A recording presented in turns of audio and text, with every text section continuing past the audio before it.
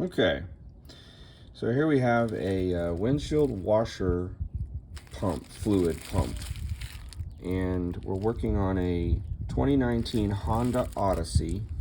I don't really think it matters which one, other than the major difference between the different trim levels, and this is we're on an Elite right here, is how many, from what I can tell, how many pump outlets it has. This one has 2, and I think some other ones only have 1.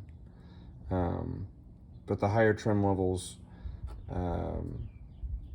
allow for the rear windshield wiper fluid sprayer to work off the same pump.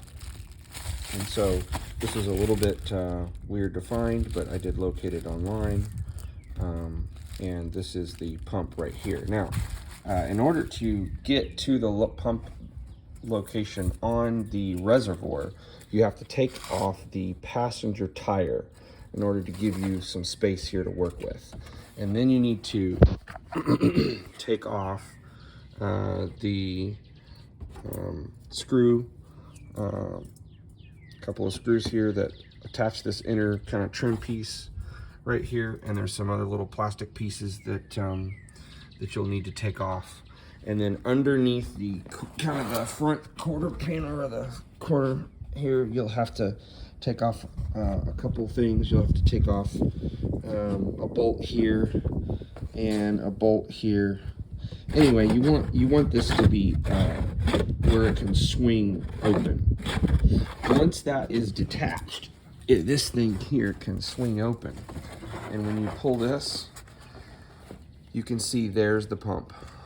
That is the reservoir tank, actually, for the windshield washer fluid. And that's what I believe has gone bad, because it won't squirt anymore. And so we're going to replace that. And that's how you get into this thing.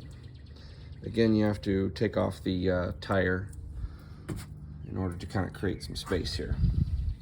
Okay, so before you put the pump in, you'll see this is the old pump right here, but it's situated like this. And this little guy is like a rubber grommet that is that goes around this little pump protrusion goes down inside this rubber grommet. It's a little filter, and upon putting the new pump in, it didn't work.